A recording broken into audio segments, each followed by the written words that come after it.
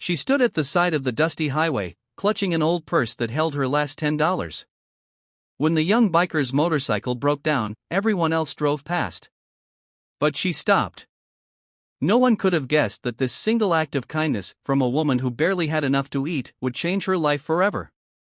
Because the very next day, when she opened her front door, 50 roaring motorcycles lined the street, and what those riders had come to deliver would bring her to tears.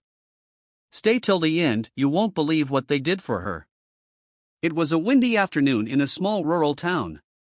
The gas station on the corner was almost empty, and the roads were quiet except for the occasional car heading to the city. Evelyn Parker, a 73-year-old widow, sat on the wooden bench outside the mini-mart, holding a torn grocery list in her trembling hands. Her pension had been delayed again, and the little cash she had left, exactly $10, was all she owned until the next check. She wasn't planning to buy anything special. Just a loaf of bread, some milk, and a can of soup to last her the week. Life had been hard since her husband passed 5 years ago. The house was falling apart, the roof leaked when it rained, and her arthritis made it difficult to even open jars. But through it all, she never complained. She believed kindness always found its way back. Just as she was about to enter the store, a loud bang echoed from the road. She turned and saw a young man on a motorcycle pulling to the side, smoke rising from the engine. He took off his helmet, coughing from the fumes, frustration all over his face. His jacket read Iron Soul's MC. Evelyn hesitated. Everyone else just kept driving past. She watched as he kicked the dirt, trying to fix the bike. Something in her heart whispered, "Go help him." So she did. "Are you all right, son?" she asked softly. He sighed. "Yeah, ma'am. My bike just overheated. I need some coolant, but I'm kinda out of cash. Left my wallet back at the diner." Evelyn looked at him, then at the mini-mart behind her. She had exactly $10, enough for groceries, but not much more. She opened her purse slowly, feeling the worn fabric between her fingers. Without a second thought, she smiled and handed him the bill. "Here. This should cover it. You can pay me back when life lets you." The biker froze, stunned. "Ma'am, that's your money." "I can't." But she pressed it into his palm. "Son, sometimes God gives us chances to help. Don't turn them down." He took it reluctantly, tears almost forming. "You don't even know me." She chuckled. "Maybe I don't need to." He went inside, bought what he needed, and soon the bike was running again. Before he left, he asked, "What's your name?" "Evelyn," she said with a smile. He revved his engine and shouted, "I won't forget you, Miss Evelyn," before disappearing down the highway.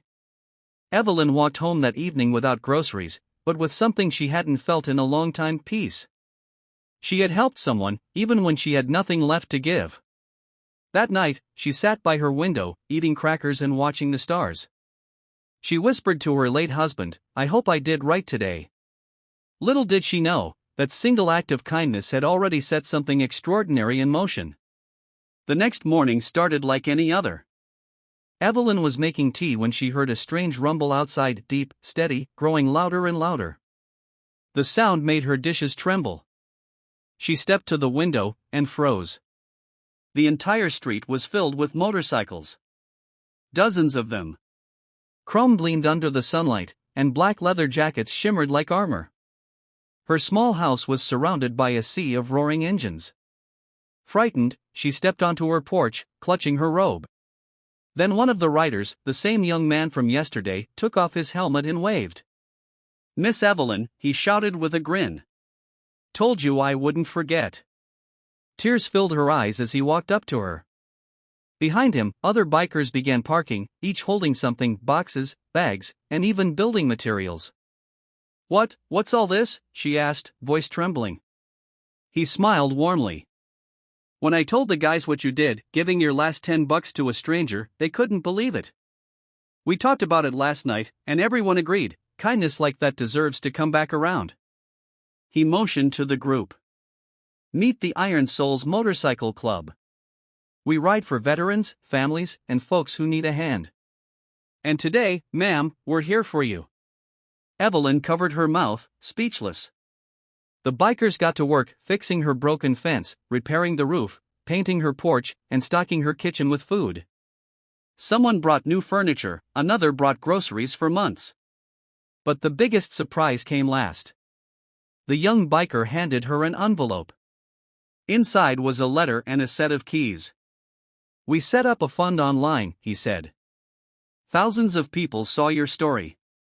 This is your new car, ma'am. Paid in full. And there's enough in the account to cover your medical bills too."